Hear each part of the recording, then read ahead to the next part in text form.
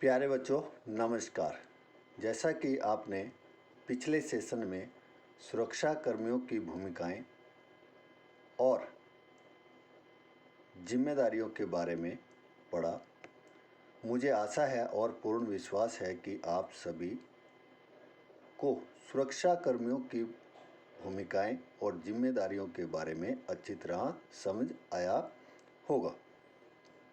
अक्सर देखा गया है कि जब सुरक्षाकर्मी अपनी ड्यूटी के दौरान अपनी जिम्मेदारियों को ईमानदारी से निभा रहे होते हैं तो उन्हें भी कई प्रकार की मुश्किलों का सामना करना पड़ता है।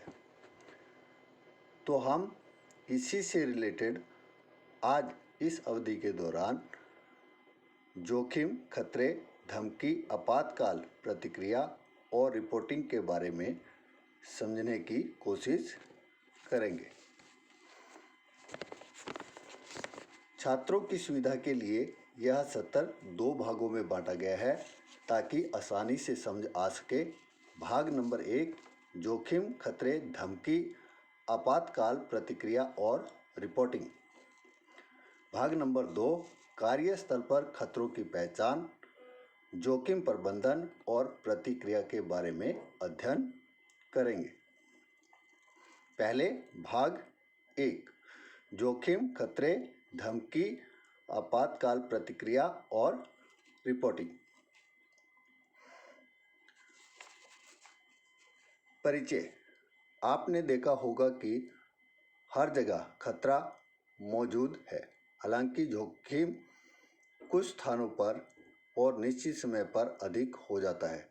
रात में करियाने की दुकान की तुलना में बैंकों की चोरी का जोखिम अधिक होता है।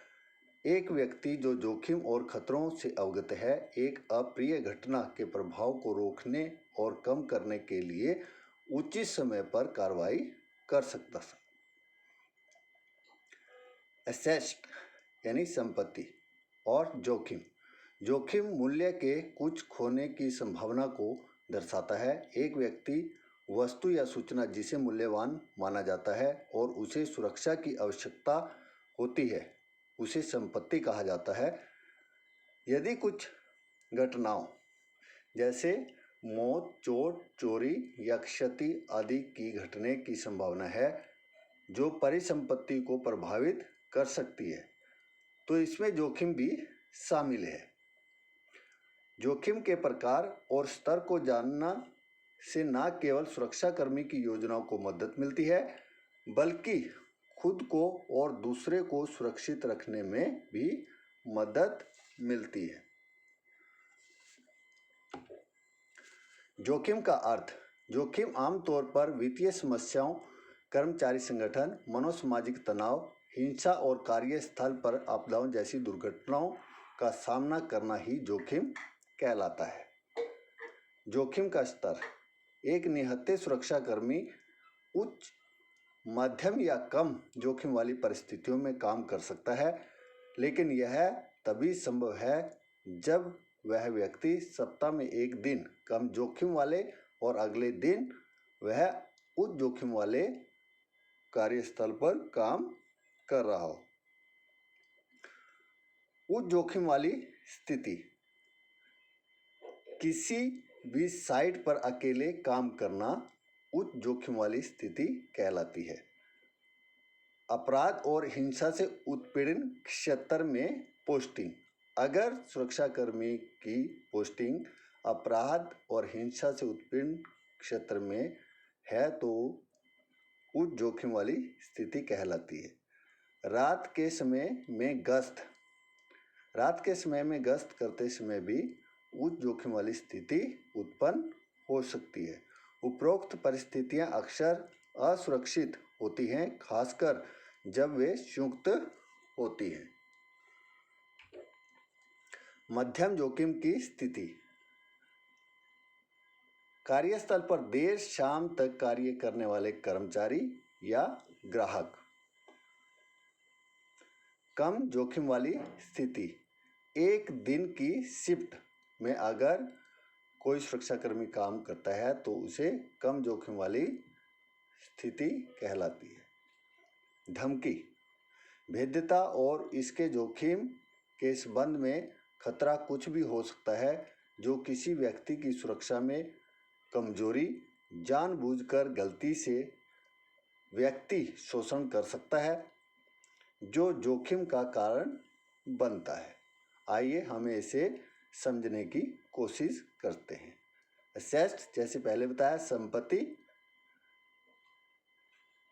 खतरा और वैधता, इन तीनों चीजों को मिलाकर जोखिम उत्पन्न होता है। यदि हम एक ज्वेलरी स्टोर का उदाहरण लेते हैं तो एक सुरक्षाकर्मी यह जोखिम होगा।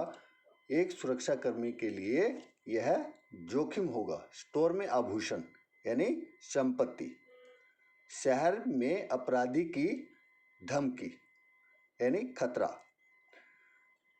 रात में दुकान के पास प्रकाश की कमी, भेद्यता, जो कमियां हैं, कमजोरियां हैं, उसे भेद्यता। तो इन तीनों चीजों को मिलाकर जोखिम यानी लूट उत्पन्न होता है।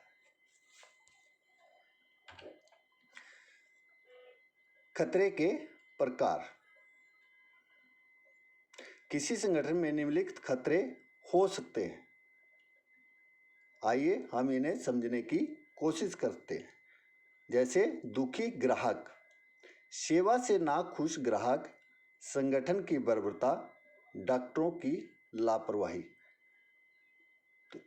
से जो ग्राहक होते हैं हमारे, वो दुखी हो जाते हैं। गुस्साए कर्मचारी, असंतुष्ट कर्मचारियों का समूह भी संगठन के लिए एक खतरा हो सकता है। आपत्ति करने वाला, ये पड़ोस में रहने वाले लोग हो सकते हैं जो आपके दिनचर्या के कार्यों में कोई ना कोई आपत्ति उत्पन्न करते रहते हैं। शरारती, मौज मस्ती या रोमांच गतिविधि करने वाले लोग फ्रैंकस्टर्स के समूह में शामिल होते हैं, जिससे संगठन को नुकसान होता है। अपराधी, कानून तोड़ने वाले लोगों के समूह, नशीली दवाओं का दुरुपयोग से नशे में कर्मचारी या ग्राहकों का सामना करना पड़ सकता है। जोखिम, अक्सर एक या कुछ लोगों नुकसान से खतरा बन सकता है। आपातकाल और प्रतिक्रिया, एक घटना जो हुई है या होने वाली है जो पर्यावरण या संगठन के कर्मचारी या संपत्ति के जीवन को खतरे में डालती है, उसे आपातकाल कहा जाता है। उदाहरण के लिए, यदि शॉपिंग मॉल के पार्किंग क्षेत्र में पहले से कोई दुर्घटना हो गई हो और शमन संभव है, ऐसे मामले में सुरक्षाकर्मी पहला व्यक्ति हो सकता है। सुरक्षाकर्मी पहला व्यक्ति हो सकता है जो घायल लोगों को तत्काल चिकित्सा सुनिश्चित कर सके। इसलिए सुरक्षा कर्मियों को आपातकालीन योजनाओं को पढ़ने की और बार बार मॉक ड्रिल करने की आवश्यकता होती है। अवलोकन और रिपोर्टिंग, एक निहत्थे सुरक्षाकर्मी को मुख्य कर्तव्यों का पालन करना चाहिए और गतिविधियों की समय पर रिपोर्टिंग करना चाहिए। सुरक्षाकर्मी की कौशलता को दर्शाता है, यानी सुरक्षाकर्मी को मुख्य कर्तव्यों का पालन करना और गतिविधियों की समय पर रिपोर्टिंग करना ही सुरक्षाकर्मियों की कौशलता को दर्शाता है। सुरक्षाकर्मी खतरों की पहचान कर सुरक्षा चूक को ठीक कर सकते हैं। अवलोकन करने से विस्तृत नोट्स नए अपराधियों का पता लगाने में या रिपोर्ट तैयार करने में मदद मिलती है, जिससे सुरक्षा प्रणाली में प्राधिकरण की मदद की जा सकती है और वरिष्ठों को सूचित भी किया जा सकता है। रिपोर्टिंग में संबंधित अधिकारियों से संवाद करना शामिल है। जब आप पुलिस, एम्बुलेंस, अग्निशामक या अन्य आपातकालीन सेवाओं के लिए कॉल करते हैं, किसी ने कब, कहाँ, कौन, क्यों और क्या देखा, इसके बारे में वर्णन करना महत्वपूर्ण है। घटना की रिपोर्टिंग किसी दुर्घटना की रोकथाम का सबसे अधिक प्रभावी साधन है, इसलिए सुरक्षा कर्मियों की रिपोर्टों के महत्व को समझना चाहिए और जिन्हें कानून की अदालत में भी सबूत के रूप में पेश किया जा सकता है। रिपोर्टिंग प्राप्त करते समय या रिपोर्टिंग देते समय ध्यान में रखने वाली कुछ बातें हैं। घटनाओं का वर्णन किस प्रकार से करना है। कौन यानी व्यक्ति का नाम, कब हुआ यानी समय, कब हुआ ये आपके समय को दर्शाता है। क्या हुआ, घटना का ब्यौरा। क्यों हुआ, कारण का पता लगाना। कहाँ हुआ, स्थान और जगह कुछ। कैसे हुआ, हमले में किस हथियार का इस्तेमाल किया गया। किसने, अपराधी कौन था।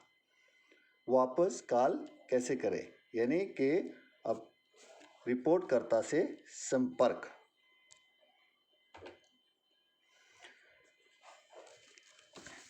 यहाँ पर आपका सत्र भाग नंबर 1 समाप्त है। मुझे आशा है और पूर्ण विश्वास है कि आपको समझ आया होगा।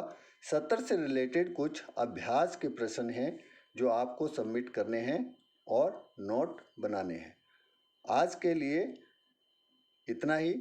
कल हम अध्ययन करेंगे भाग नंबर 2, कार्यस्थल पर खतरों की पहचान, जोखिम प्रबंधन और प्रतिक्रिया के बारे में अध्ययन करेंगे। धन्यवाद।